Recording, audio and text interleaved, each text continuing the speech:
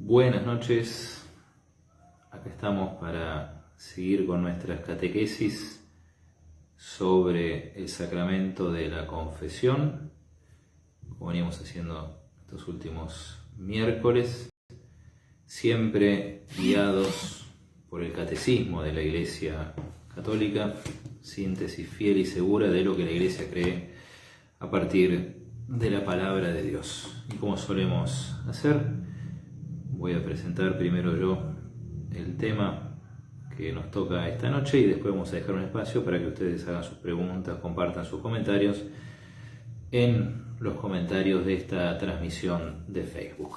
Vamos a hablar hoy de los efectos, de los frutos que produce en nuestra alma, en nuestro espíritu, el sacramento de la confesión, cuando lo recibimos con las debidas disposiciones. Antes de empezar, recemos para ofrecerle a la Virgen Santísima esta pequeña charla, para invocar al Espíritu Santo de Dios, para que sea Él el que nos guía y que nos ilumine. En nombre del Padre, del Hijo, del Espíritu Santo. Amén.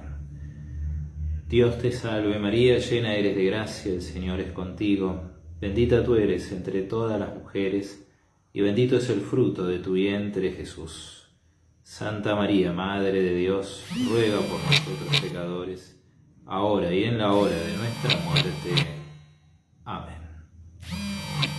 Ven Espíritu Santo, llena los corazones de tus fieles y enciende en ellos el fuego de tu amor. Envía tu Espíritu y serán creadas todas las cosas y renovarás la faz de la tierra. Oh Dios, que has instruido los corazones de tus fieles con la luz del Espíritu Santo, haz que gustemos. Concédenos que sintamos rectamente con el mismo Espíritu y gocemos siempre de su divino consuelo. Por Jesucristo nuestro Señor. Amén. Bueno, buenas noches de nuevo. Gracias a todos los que están saludando de aquel lado de la transmisión del Facebook.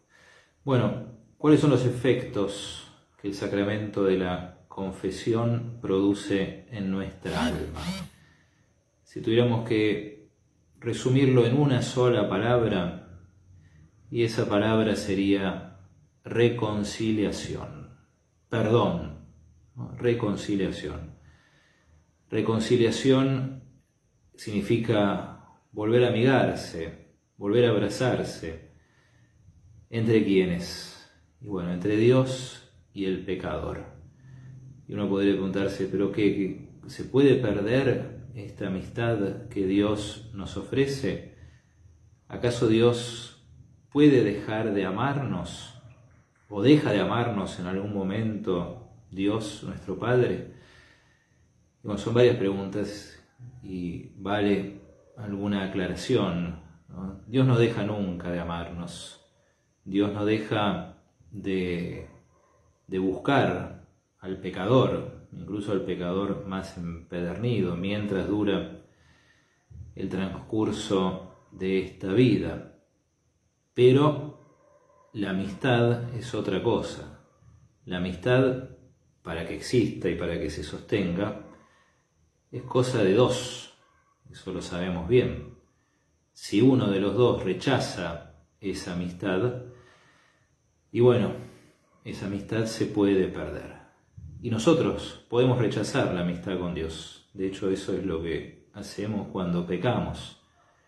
Y ahí está Dios, Padre misericordioso, dispuesto a abrazarnos otra vez. Por eso podemos hablar de reconciliación en el perdón, y por eso recuperamos la amistad con Dios cada vez que, arrepentidos, le pedimos perdón en el sacramento de la confesión, y por ministerio de la Iglesia, por ministerio de los sacerdotes, recibimos la gracia del perdón de Dios. Siempre buscamos en estas charlas algún apoyo, algún fundamento, algo de luz en la Sagrada Escritura, ¿no? Para iluminar y sostener nuestra fe. Al hablar de la reconciliación como fruto principal, no exclusivo, pero sí fruto principal de este sacramento, hay que dar un paso atrás, como lo veníamos diciendo recién, para pensar un poco en lo que es el pecado, ¿no? Porque si profundizamos un poquitito en lo que son las consecuencias del pecado, en nuestra alma. Y bueno, casi como por contraste, tal vez podamos ver un poco mejor lo que son los frutos del sacramento de la confesión en nuestro espíritu.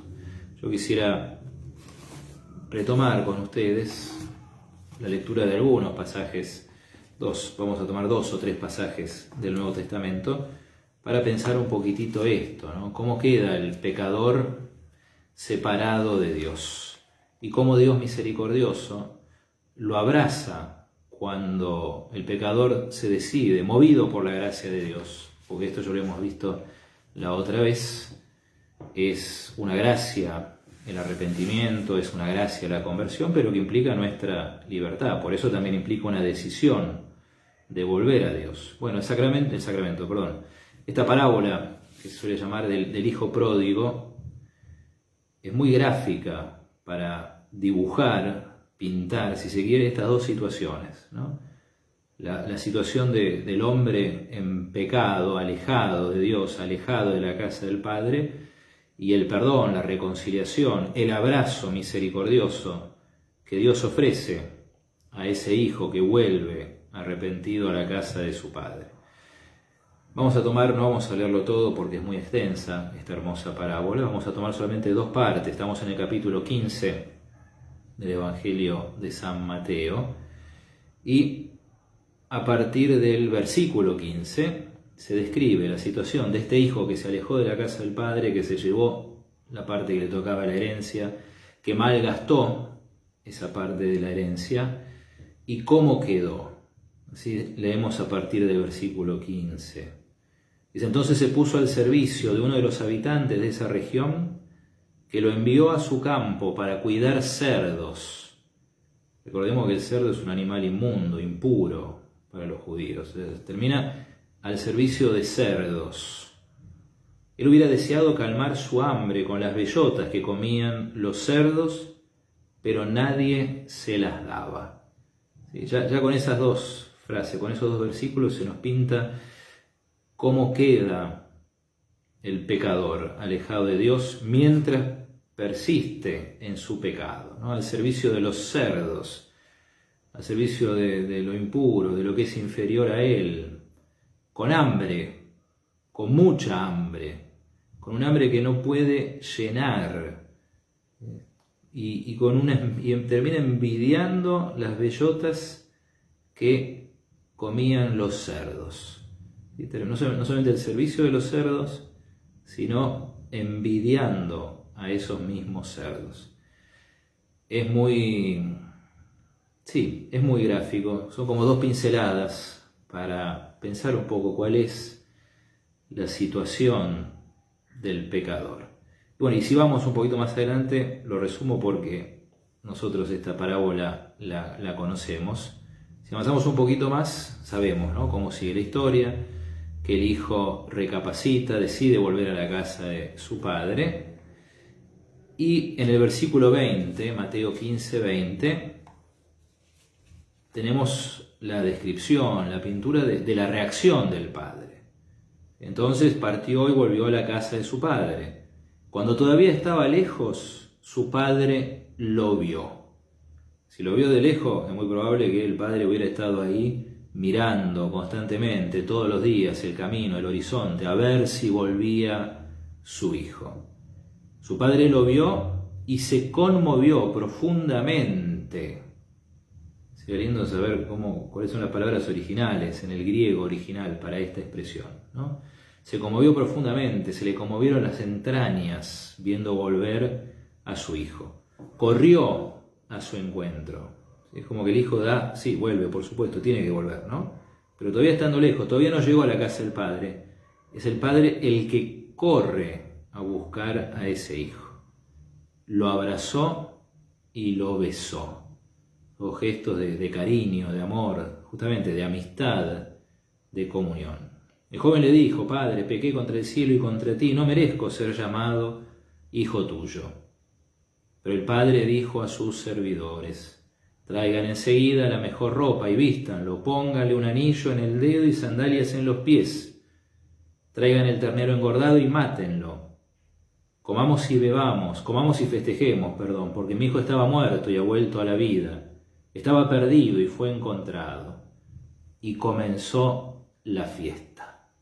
Y en ese momento del perdón, de la reconciliación, de la vuelta a la casa del Padre, hay alegría, hay fiesta, como cuando Jesús lo dice en las otras parábolas que están acá en Mateo 15, ¿no? Cuando la oveja es encontrada, se alegran los ángeles del cielo. Cuando la moneda que se había perdido se encuentra, también hay alegría en el cielo por ese pecador que vuelve a la casa del Padre, ¿no? Bueno, esto es lo que se produce cada vez que nos confesamos, ese contraste entre lo que somos nosotros en el pecado y lo que es la misericordia de Dios, que nos abraza cuando volvemos y nos arrodillamos delante de Él.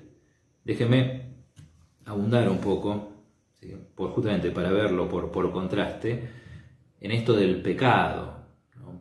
Para que nosotros ojalá pudiéramos, como dice San Ignacio de Loyola en sus ejercicios espirituales, ojalá pudiéramos percibir la fealdad del pecado, más allá de que esté prohibido. Y bueno, basta a este propósito, no sé si basta, pero bueno, tal vez nos pueda ayudar, recordar, ¿no?, alguna de las listas de pecados que aparecen en la Sagrada Escritura. Por ejemplo, en el capítulo 15 del Evangelio de Mateo, cuando Jesús está hablando con sus discípulos de esta cuestión de la pureza que le preocupaba tanto a los fariseos. Y Jesús dice, ¿sí?, Mateo 15, a partir del versículo 17 voy a leer: ¿No saben que lo que entra por la boca pasa al vientre y se elimina en lugares retirados? En cambio, lo que sale de la boca procede del corazón, y eso es lo que mancha al hombre. En el pecado el hombre queda manchado, queda impuro, queda sucio. Y Jesús sigue: del corazón proceden las malas intenciones, los homicidios, los adulterios, las fornicaciones, los robos, los falsos testimonios, las difamaciones. Estas son las cosas que hacen impuro al hombre, no el comer sin haberse lavado las manos. El pecado hace impuro al hombre. Estos pecados, ¿no?, las malas intenciones, el homicidio, el adulterio, la fornicación, el robo, los falsos testimonios, las difamaciones y mucho más. Y si lo hace impuro, ¿sí?, interiormente en su corazón, lo excluye de esta amistad con Dios. Porque es un concepto que está en la palabra de Dios y que Jesús purifica el concepto de pureza, si se quiere. No lo niega, no lo rechaza. La pureza es necesaria para la comunión con Dios, pero no una pureza exterior que se logra con ritos externos que no tocan el corazón, sino la pureza del corazón que se obtiene con el perdón y la gracia de Dios. Bueno, esa fealdad, esa suciedad, esa impureza es quitada, lavada, cada vez que nosotros nos confesamos y recibimos la gracia del sacramento de la confesión. ¿Qué dice el catecismo sobre esto? Bueno, estas cosas que les voy contando, ¿sí?, que el fruto principal, es la reconciliación con Dios, es recuperar la amistad con Dios. Es como dice ahí en la parábola del hijo pródigo, pasar de la muerte a la vida, porque nosotros al pecar rechazamos la amistad con Dios. Le decimos que no al amor de Dios y perdemos ese don que es la vida divina en nosotros, que le llamamos la gracia santificante. Por eso estaba muerto y ahora está vivo, estaba perdido y fue encontrado. Ese es el fruto esencial del sacramento de la confesión. Por supuesto que acompañan otros frutos, si se quiere, secundarios, pero también importantes, un poco más humanos, pero de todas maneras, insisto, importantes, ¿sí? Nos reconciliamos con Dios, recuperamos la paz y la tranquilidad, dice el catecismo, y muchas veces acompaña esto un profundo consuelo espiritual. Es una auténtica resurrección cada vez que nos confesamos. Se entiende que estamos hablando de nuestros pecados mortales, pecados graves, ¿sí?, no necesariamente los pecados veniales. Pero hay algo más, así, y esto ya lo hemos visto también en las catequesis anteriores. Cada vez que pecamos, nosotros pecadores, cada vez que pecamos, ofendemos a Dios, rompemos con Dios, pero también rompemos o lastimamos a la iglesia, a esta comunidad de la que somos parte. Por lo tanto, otro efecto de la confesión es la reconciliación con la iglesia. ¿Sí? Y no solamente, y acá hay algo muy interesante, muy lindo que dice el catecismo, y que tiene que ver con la comunión de los santos. ¿Sí? No solamente nos reconciliamos con la iglesia, de alguna manera representada en el ministro, en el sacerdote que administra el sacramento, sino que por cada pecador que se arrepiente y que se confiesa, la misma iglesia es revitalizada, ¿sí? Por esa rama seca que ahora recobra la vida y por ella vuelve a correr otra vez la savia de la gracia divina.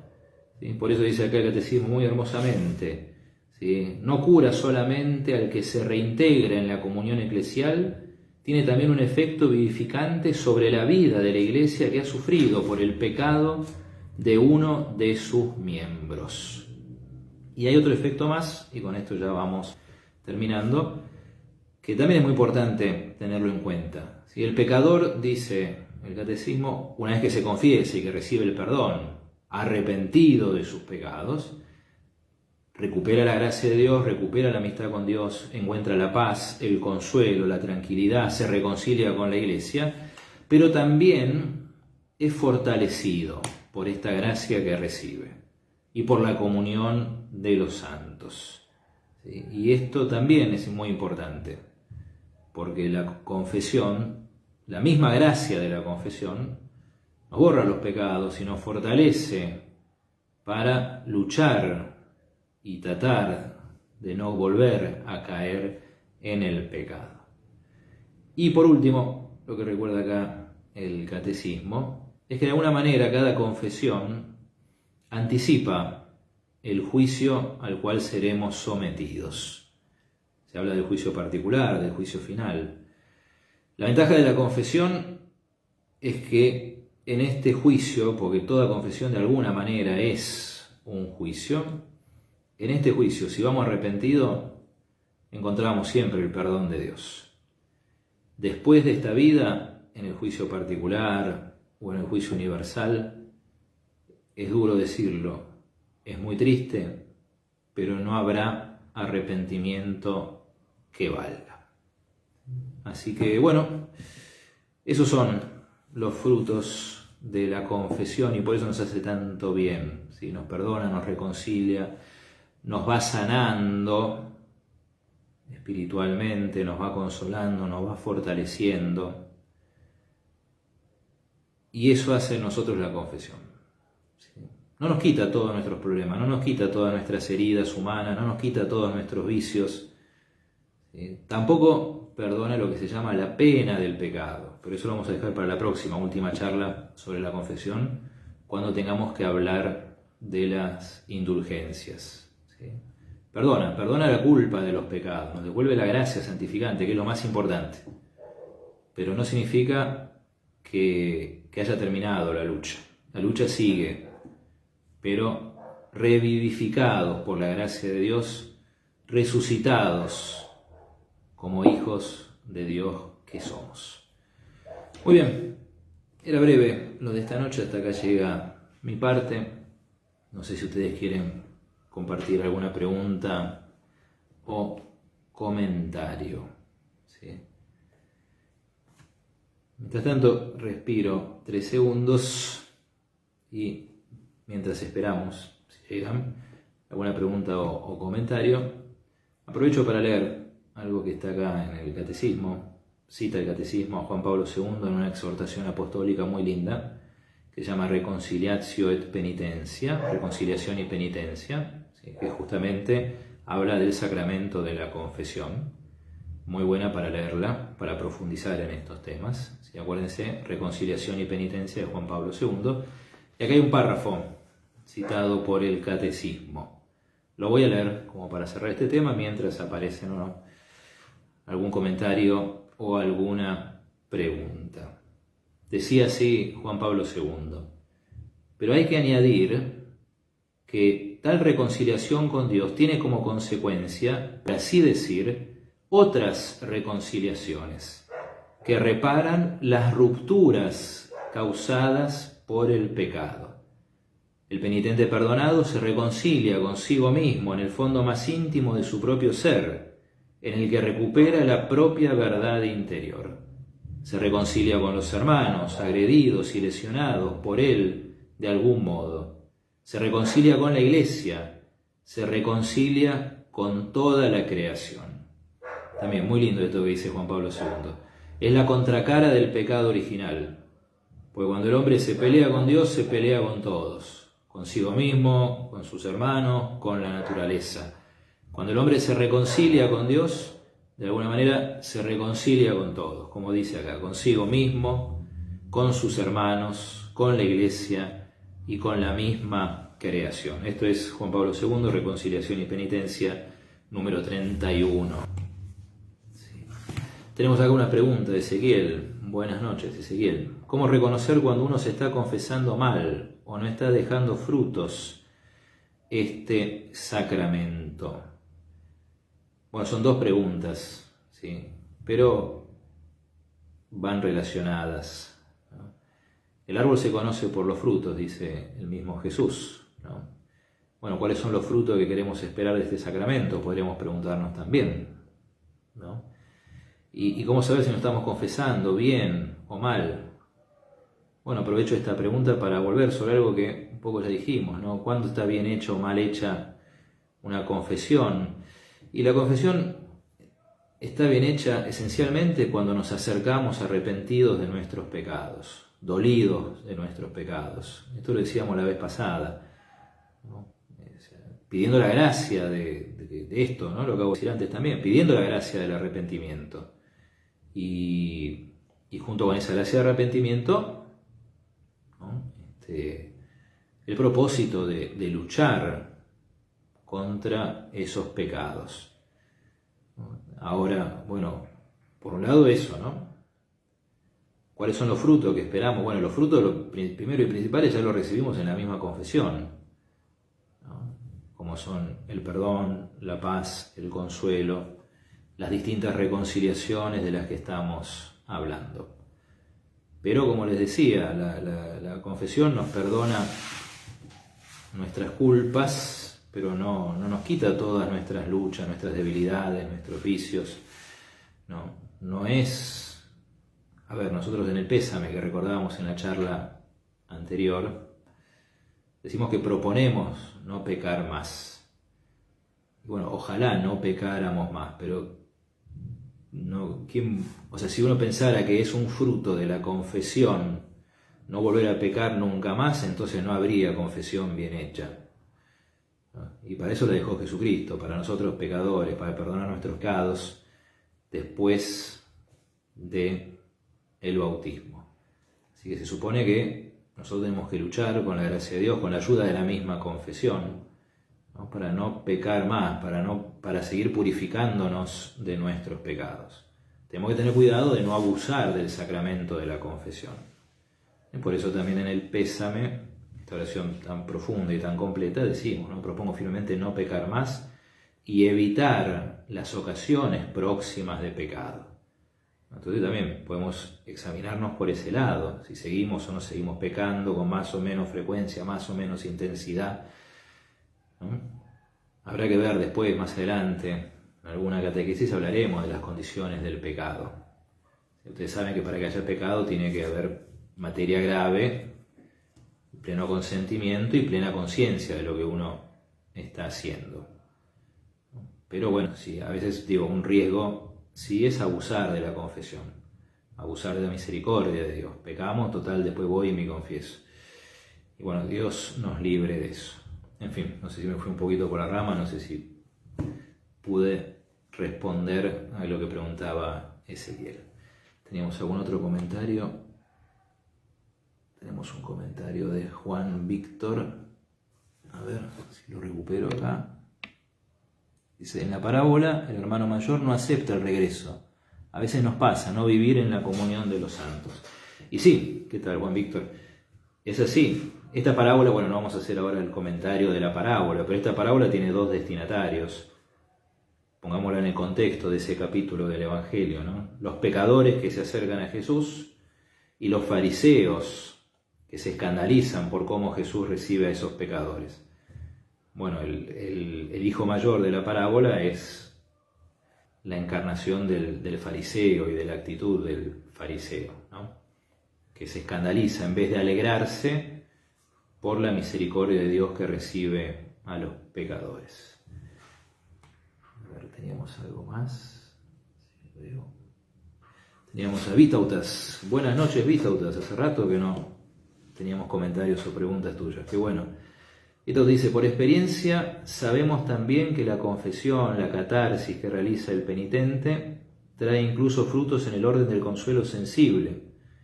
Es de algún modo una terapia espiritual que incluso redunda en el orden natural. Sí, sin ninguna duda. Por eso hablábamos de estos frutos en distintos niveles, claro.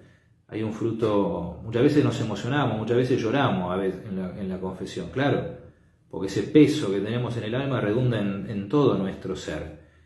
Y por eso, dentro de los misterios, de los designios de Jesucristo, siempre volvemos sobre este tema, ¿no? ¿Por qué tengo que contarle mis pecados a otro?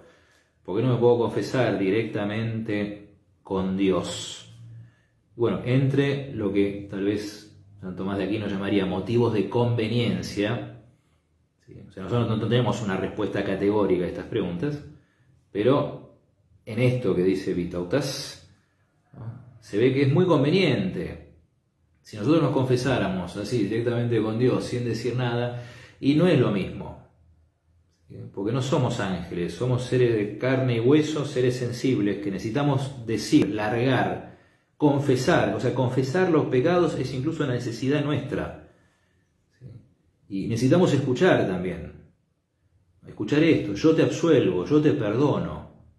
Porque es verdad, somos muy espirituales, por supuesto, vivimos en la fe.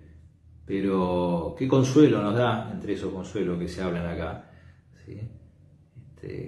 ¿Qué consuelo nos da escuchar que Dios nos dice, ¿no? Como Jesús decía en el Evangelio, tus pecados son perdonados, vete, no peques más.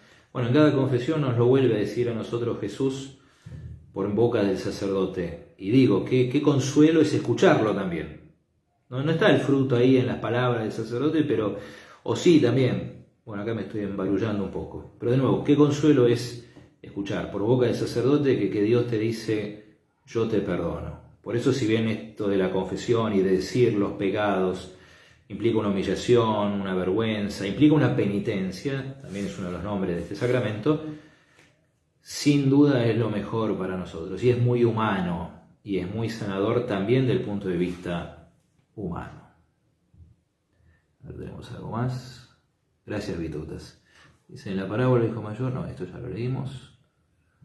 Juan Víctor, es más, en la profesión de fe, lo solemos decir como de pasada, creo en el perdón de los pecados, sí, por supuesto. Es una verdad fundamental de nuestra fe y es bueno preguntarse hasta qué punto creemos que Dios realmente perdona nuestros pecados, los nuestros y los de nuestro prójimo. Y acá tenemos otra de Vitautas, a ver si llego. ¿Sí? A ver. Se me va. No llego a recuperar el comentario. Dice, ¿cuántos terapeutas quedarían sin pacientes si se recurriese más a la confesión? Dice Vitautas. Sí. Bueno, acá también es un tema muy interesante, muy complejo. La confesión no es terapia. Eso alguna vez lo hemos dicho. Ni siquiera la dirección espiritual es terapia. Pero nos queda esta pregunta, ¿no? ¿Cuántos problemas humanos, emocionales y de ese orden tienen su origen en cuestiones espirituales? Y cuando yo digo que tienen su origen en cuestiones espirituales, digo que tiene su origen en pecados o en vicios. Y si bien, otra vez, la confesión no nos evita volver a pecar, ni nos saca de todos los vicios, ¿cuánto nos ayuda? Y por cierta, usemos esta palabra, redundancia, ¿no? Ciertamente, si recurriéramos más al sacramento de la confesión no harían falta tantos psicólogos como por otro lado hacen tanta falta hoy en día. Los sacerdotes tenemos cada vez menos trabajo en el confesionario y los psicólogos tienen cada vez más trabajo en sus consultorios. Qué tema, ¿no? Qué signo de nuestros tiempos.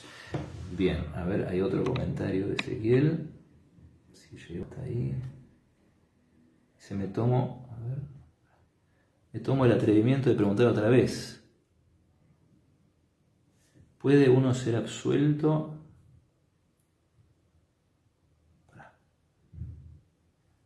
¿Puede ser absuelto en base, uno ser absuelto en base a esta frase, me duele que no me duela? Saber que está mal un acto, pero no lograr ese dolor por el pecado. Bueno, otra vez, no es un dolor sensible. ¿Sí? No me tiene que doler, a veces sí, a veces no. Bueno, estas repercusiones sensibles a veces se dan, a veces no. Por eso no significa que el dolor de los pecados, ¿qué es? Hay que volver a hablar de esto. Es una realidad eminentemente espiritual, por lo tanto no es sensible. A veces se sentirá, a veces no. Pero por lo menos se llegará a entender, aunque sea racionalmente, esto que dice el hijo de la parábola, ¿no? Pequé contra el cielo y contra ti, no merezco ser llamado hijo tuyo. ¿Sí? Hice algo que ofendí a Dios, mi Padre. Al menos entender eso, más allá de que los sentimientos acompañen o no. Eso es secundario. ¿Sí? Y me duele que no me duela. Sí, puede ser, ¿no? Pero acá no estamos hablando de un dolor sensible. ¿Sí? Estamos hablando de esa tristeza según Dios que dice San Pablo en la carta de los Corintios. Por eso digo, tampoco nos aflijamos demasiado si no experimentamos un dolor sensible cada vez que nos confesamos. Tampoco hace eso a la buena o mala confesión.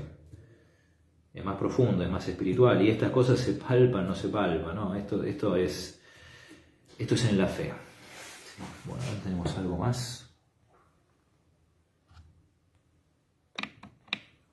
A ver, siempre se me complica. Norma, el sacerdote es muy importante en la hora de la confesión, ya que cuesta confesarse, sería bueno que te ayude con preguntas. Es el Espíritu Santo y uno tiene una buena confesión. Repito, la buena confesión es la confesión en la que uno está arrepentido de sus pecados y dice, ¿no?, todos los pecados graves que uno se acuerde en ese momento después de un examen de conciencia razonable. Es verdad que el sacerdote, esa es parte del arte del confesor, también tiene que ayudar al pecador, al penitente que se acerca con sus preguntas. Tema también muy delicado. Por eso digo, es un arte. A veces hay que preguntar, a veces no, a veces se pregunta de más, se pregunta de menos, cuál es la medida justa. Bueno, y ahí va un poco en la sabiduría y en la ayuda del Espíritu Santo, para que el sacerdote pueda hacer las preguntas justas que ayuden al que se está confesando. Pero repito, una buena confesión es la confesión que hacemos cuando estamos arrepentidos de nuestros pecados.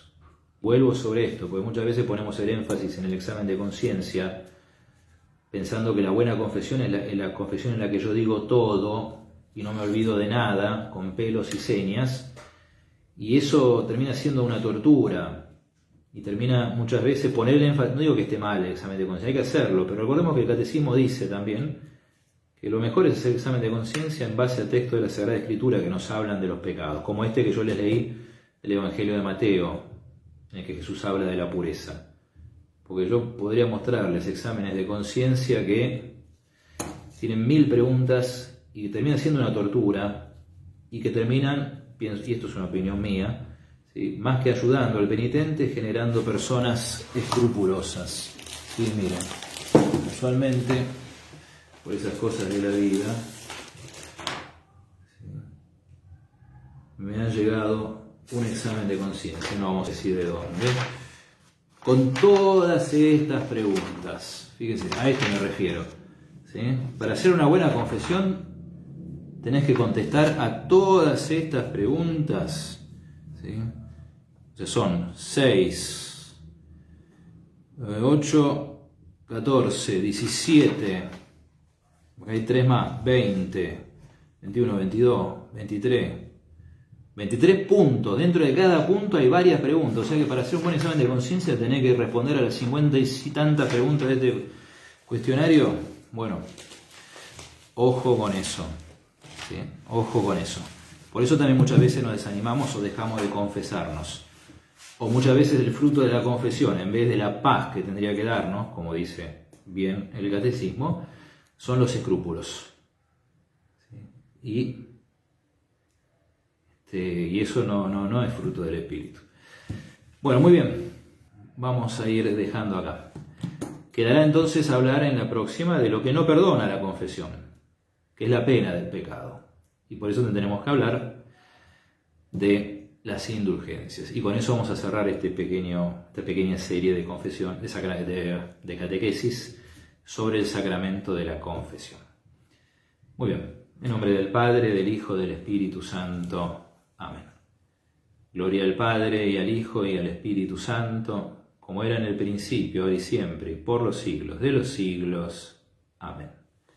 El Señor esté con ustedes. Que la bendición de Dios Todopoderoso, Padre, Hijo y Espíritu Santo, descienda sobre ustedes y permanezca para siempre.